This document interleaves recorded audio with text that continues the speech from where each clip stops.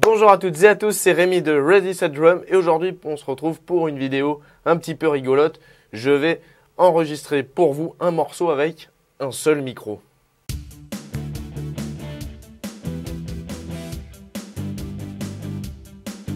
Alors oui, vous avez bien entendu, pour cette vidéo je ne vais utiliser qu'un seul micro. Je me suis fixé cette limitation pour pouvoir vous montrer que oui, au-delà de la théorie que j'explique dans mes vidéos sur l'enregistrement, eh bien c'est possible de s'enregistrer avec un seul micro. Et pour le coup là, j'ai pris vraiment quelque chose de pas cher du tout. Au niveau du choix du micro, donc je me suis dirigé sur le microphone le moins cher que j'avais dans tout mon parc de micros.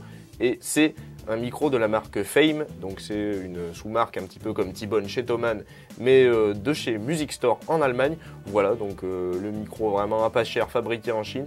Je l'ai payé 30 €, 31 maximum. Voilà, c'est pour vous dire que vraiment c'est un micro à pas cher. C'est un micro à condensateur, petite membrane. Vous le verrez, ça a une forme de micro-cigare, c'est ce qu'on appelle aussi voilà, les micro-cigares. Et c'est un micro cardioïde, donc qui capte le son majoritairement en face de lui. Pourquoi j'ai choisi ce micro? Eh bien tout simplement parce que c'était le moins cher de mon parc de micros, donc pour pouvoir d'une part vous montrer les résultats avec un micro vraiment très accessible, voire ridiculeusement accessible, hein. Et pour vous montrer aussi que c'est pas le prix de votre micro qui fera la qualité de votre enregistrement, bien au contraire. Et puis tant qu'il y a tourné une vidéo avec un seul micro, je me suis dit tiens on va corser un petit peu le challenge et on va me prendre vraiment le micro le moins cher parce que je pourrais m'enregistrer avec des micros un petit peu plus chers que j'ai dans mon parc de micros, mais là pour le coup j'ai décidé de partir sur celui-ci puisque je l'avais jamais utilisé d'ailleurs sur ces applications-là. Et je vais répondre tout de suite à la question que vous vous posez certainement toutes et tous, mais alors avec un seul micro, où est-ce qu'on le place? Eh bien dans un premier temps, je vais vous faire une recommandation en termes de disposition de vos éléments. Là, pour pouvoir mener à bien ces types de sonorités et pour que le résultat soit satisfaisant, pour pouvoir placer le micro un petit peu au centre de tout et bien repiquer un maximum tous les éléments, je suis parti sur une configuration à 2 tomes, donc tom aigu en face de moi et tom basse sur le côté. Et je vous recommande, si jamais vous n'avez qu'un seul micro à votre disposition et que vous avez un tom médium, de partir également sur ce type de configuration. Et la raison de cette recommandation, eh bien, elle est toute simple, c'est que moi, de mon expérience au niveau de l'enregistrement avec un seul micro, le placement le plus approprié que j'ai trouvé pour repiquer tous les éléments un maximum avec équilibre et qu'on entende à peu près tout, c'est de placer le micro au centre du kit, au-dessus de la grosse caisse, comme vous allez le voir sur les images, très près du cercle de frappe et qui pointe, on va dire, entre la caisse claire et la grosse caisse. Seulement pour pouvoir arriver à ce placement de micro, eh bien le tom médium, malheureusement, si vous en avez un, va gêner. L'intérêt de cette position, c'est qu'on peut accéder facilement au côté frappe de la grosse caisse, donc ce qui est le plus important et ce qui dégage le plus de volume sonore, et on pourra augmenter un petit peu les basses ensuite au mixage. Non seulement avec cette position centrale, on récupère le kick et la caisse claire puisqu'elle est juste en face, mais on récupère aussi un petit peu des tomes puisqu'ils sont chacun situés sur les côtés. On a une petite spatialité au niveau des tomes qui se crée puisqu'on a un tome d'un côté et un tome de l'autre. Et puis, vous allez voir que les cymbales sont bien récupérées par le micro également.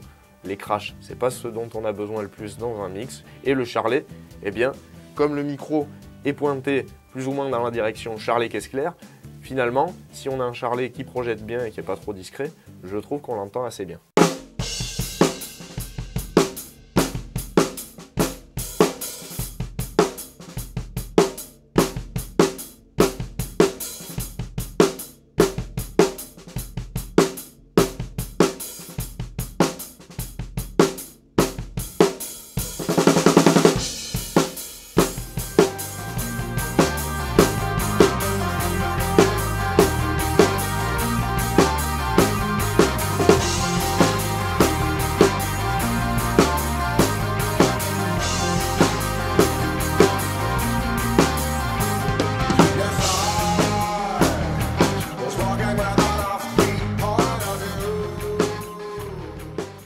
L'avantage comparé à une position de micro au-dessus du kit central elle aussi, c'est que là on va vraiment se rapprocher du kick et donc pouvoir vraiment le récupérer, alors que si on mettait le micro en position overhead, comme on appelle cela, donc par-dessus la tête, littéralement en français, Là, on va perdre totalement le kick. On va certes récupérer plus d'équilibre au niveau des tomes, de la caisse claire et des cymbales, ça va être plus homogène, mais vu la distance, c'est évident, on va forcément perdre du kick. Et malheureusement, c'est ce dont on a besoin, un des éléments essentiels vraiment dans une piste de batterie.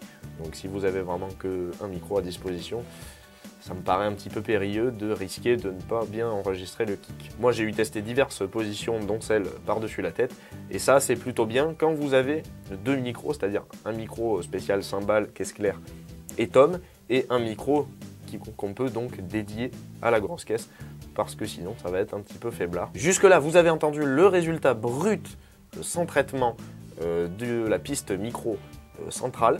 Et là, nous allons passer maintenant à l'étape indispensable, puisque malheureusement brut comme ça, c'est pas folichon, du mixage.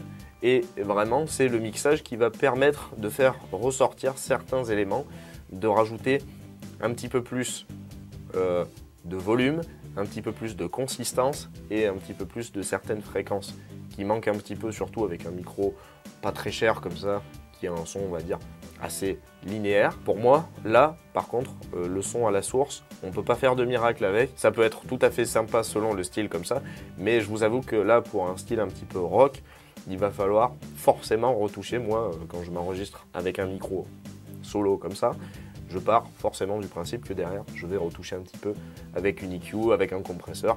Et on va voir ça de suite. Je vous retrouve sur mon ordinateur.